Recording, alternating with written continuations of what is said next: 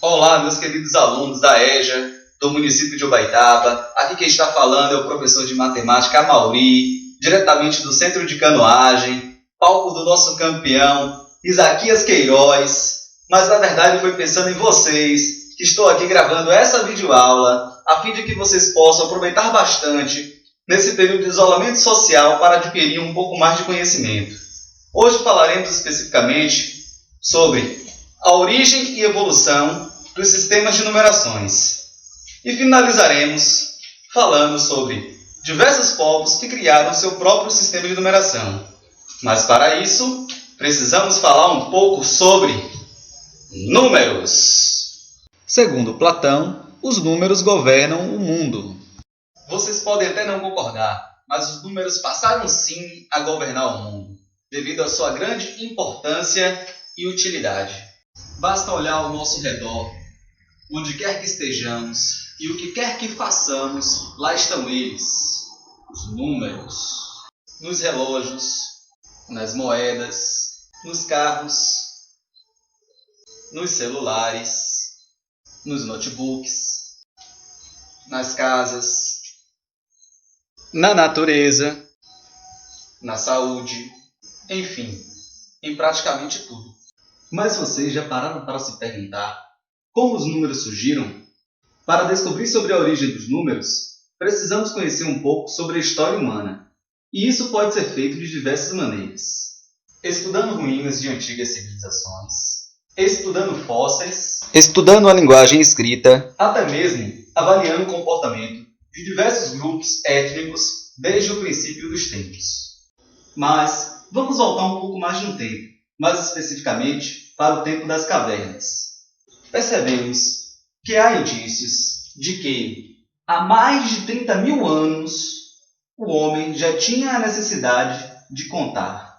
Riscos e marcas em paredes e ossos descobertos em cavernas indicavam isso. Embora o homem ainda não tivesse a noção de contagem, mas é perceptível que intuitivamente e instintivamente tinha um senso numérico, quase que uma noção de contagem. Acredita-se que até mesmo os animais possuem um senso numérico, mas esse senso numérico não pode ser confundido com contagem, que é um atributo exclusivamente humano que necessita de um processo mental.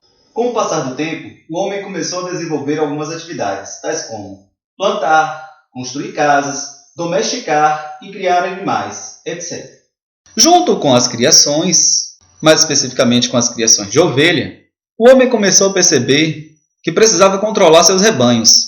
E foi a partir desse momento que ele percebeu que precisava arrumar alguma forma para contá-los. Pois eles tinham que soltar as ovelhas pela manhã e ao final da tarde ele tinha que analisar se alguma tinha morrido, se tinha sido roubada, se tinha sido perdida, se havia se separado do rebanho ou até mesmo se havia nascido uma outra ovelhinha. Observe que para fazer essa análise, ele agia da seguinte forma.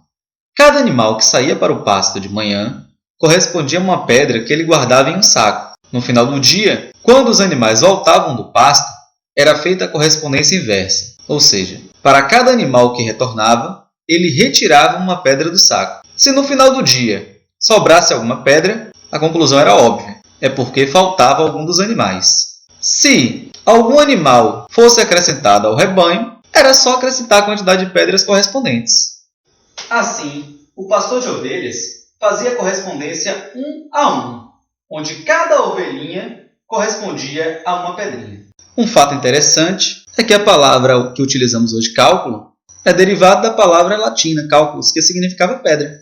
À medida que a quantidade de ovelhas foi aumentando, o cálculo por pedrinhas foi ficando ultrapassado. Aí começou a surgir a necessidade de se fazerem agrupamentos.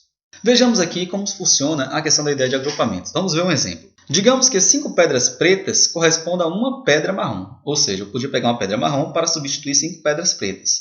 E 2 pedras marrons correspondiam a uma única pedra azul. Ou seja, eu podia substituir 2 pedras marrons por apenas uma azul.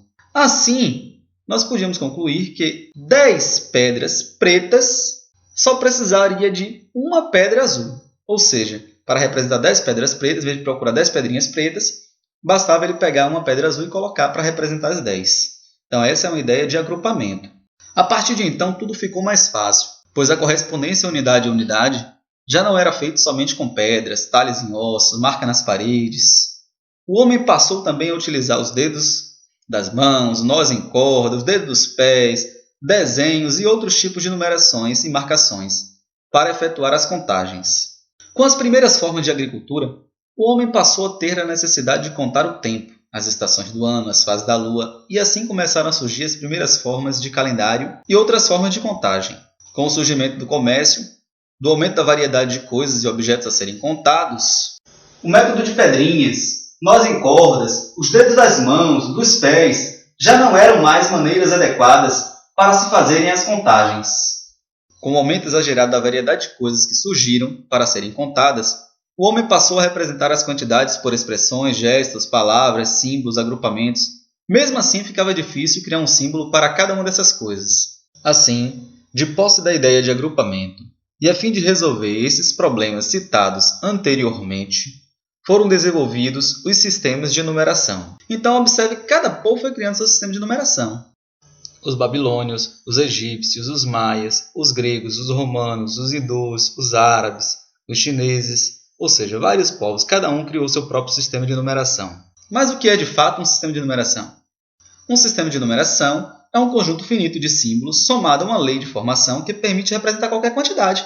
Os sistemas de numerações podem ser classificados em sistema de numeração não posicional e sistema de numeração posicional. No sistema de numeração não posicional, o valor de cada símbolo no número, independente da posição, representa o mesmo valor. No sistema de numeração posicional, o valor do dígito em um número depende da posição que ele ocupa nesse mesmo número. Na próxima aula, detalharemos cada um dos sistemas de numerações. Até a próxima aula. Façam a atividade. Fiquem com Deus.